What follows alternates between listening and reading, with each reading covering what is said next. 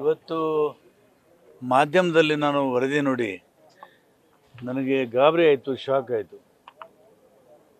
RSSನವರು ಸನ್ಮಾನ್ಯ ಪ್ರಿಯಾಂಕಾ ಖರ್ಗೆ ಅವರಿಗೆ ಯಾವುದೋ ಒಂದು ಅನ್ನೋನ್ ಕಾಲದಿಂದ ಬೆದರಿಕೆಯನ್ನು ಹೆದರಿಸಿ ಅವರು ಇವತ್ತು ಅವ್ರ ವಿರೋಧಿಗಳ ಬಾಯಿಯನ್ನು ಮುಚ್ಚಲಿಕ್ಕೆ ಹೊರಟಿದ್ದಾರೆ.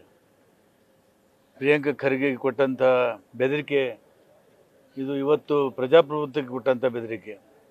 ಎಲ್ರಿಗೂ ಮಾತನಾಡೋ ಸ್ವಾತಂತ್ರ್ಯ ಇದೆ, ಎಲ್ರಿಗೂ ತಮ್ಮ ಅಭಿಪ್ರಾಯ ಹೇಳುವಂಥ ಸ್ವಾತಂತ್ರ್ಯ ಇದೆ. ಅವ್ರು ಹೇಳಿದ್ದಾರೆ, ನಾನು ಕೂಡ ಅದೇ ಹೇಳ್ತೀನಿ. ಹೀಗಂತ ಹೇಳಿ ಜೀವ ಬೆದರಿಕೆ ಹಾಕೋದು ಹೇಳಿತನ ಇದೆ. ಹೇಳಿಗಳು ವಿಚಾರದಿಂದ ಎದುರಿಸಲಿ, ನಾವು ತಯಾರಿದ್ದೀವಿ. ವೈಚಾರಿಕವಾಗಿ ನಾವು ಚರ್ಚೆ ಮಾಡೋಕ್ಕೆ ತಯಾರಿದ್ದೀವಿ. ಆದರೆ ಅವ್ರು ಯಾರೂ ಬರೋಕ್ಕೆ ತಯಾರಿಲ್ಲ. RSSನವರು ಇವತ್ತು ಏನು ದೇಶದಲ್ಲಿ ಇವತ್ತು ಇಷ್ಟು ದೊಡ್ಡ ಸಂಖ್ಯೆಯಲ್ಲಿ ಬೆಳೆದಿದ್ದಾರಲ್ಲ, ಇದು ಕೂಡ ದೇಶಕ್ಕೆ ಭಾಳ ದೊಡ್ಡ ಅಪಾಯ. ಅದನ್ನು ಖಂಡಿಸಿ ನಾನು ಒಂದು ಪ್ರಶ್ನೆ ಕೇಳ್ತೀನಿ. RSSನವರು ಧರ್ಮ ರಕ್ಷಣೆ ಮಾಡ್ತೀನಿ ಅಂತ ಹೇಳ್ತಾರೆ. ಲಾಠಿಯಾಗಿ ಬೇಕು. ಧರ್ಮ ರಕ್ಷಣೆ ಮಾಡಬೇಕಾದ್ರೆ ಲಾಠಿ ಬೇಕಾ? ಹೃದಯ ಬೇಕು, ಹೂವಿನಂಥ ಹೃದಯ ಬೇಕು. ಇವರು ಹಿಂಸೆಯಲ್ಲಿ ನಂಬಿಕೆ ಇಟ್ಟಿದ್ದಾರೆ. ಇವತ್ತು ನಮ್ಮಲ್ಲಿ ಗೌರಿ ಲಂಕೇಶ್ ಹೋದರು, MM ಕಲಬುರ್ಗಿ ಹೋದರು, ಪನ್ಸಾರೆ ಹೋದರು, ಆಮೇಲೆ ಇನ್ನೊಬ್ಬರು ಹೋದರು, ದಾಬೋಲ್ಕರ್ ಹೋದರು. ಯಾಕೆ ಈ ಬುದ್ಧಿಜೀವಿಗಳ ಕೊಲೆ ಯಾಕೆ ಆಗ್ತಾ ಇದೆ? ಯಾರು ಮಾಡ್ತಾ ಇದ್ದಾರೆ? ಅಂದರೆ ವಿಚಾರಕ್ಕೆ ಎದುರಿಸಲಿಕ್ಕೆ ಇರುವಂಥ ಸಾಮರ್ಥ್ಯ ಇಲ್ಲ ಇವರಿಗೆ.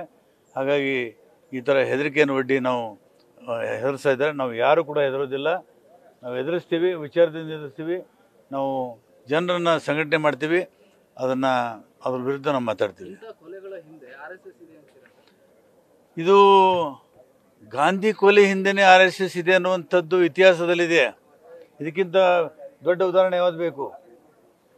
ಗಾಂಧಿ ಕೊಲೆಯಿಂದನೇ ಹಿಂದೆನೇ ನಡೆದಿದೆ ಅಂಥೇಳಿ ಇಡೀ ದೇಶದಲ್ಲಿ ಇತಿಹಾಸ ಇದೆ. ಇದಕ್ಕಿಂತ ದೊಡ್ಡದು ದಾಖಲೆ ಯಾವ್ದು ಬೇಕು? ಇವತ್ತು RSS ಬಿಟ್ಟು ಬಂದಂಥವ್ರು ಹನುಮೇಗೌಡ ಆಗಿರ್ಬೋದು, ಮುಕುಂದರಾವ್ ಆಗಿರ್ಬೋದು, ಇನ್ನು ಅನೇಕ ಜನ ಇದ್ದಾರೆ. ಯಾಕೆ RSS ಬಿಟ್ಟು ಬಂದರು? ಸುಬ್ಬಯ್ಯನವರು RSS ಬಿಟ್ಟು ಬಂದರು. ಯಾಕೆಂದರೆ RSSನಲ್ಲಿರ್ತಕ್ಕಂಥ ಒಳಗೊಟ್ಟು ಅವ್ರಿಗೆ ಅರ್ಥ ಆಯಿತು, ಬಿಟ್ಟು ಬಂದರು.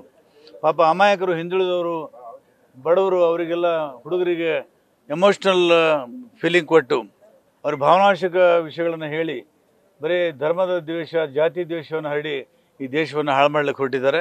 ಇದನ್ನು ನಾನು ಕೂಡ ಖಂಡಿಸ್ತೇನೆ. ನಾವು ಪ್ರಿಯಾಂಕಾ ಖರ್ಗೆ ಅವ್ರ ಜೊತೆಗೆ ನಾವು ಯಾವತ್ತೂ ಕೂಡ ಇದ್ದೇವೆ.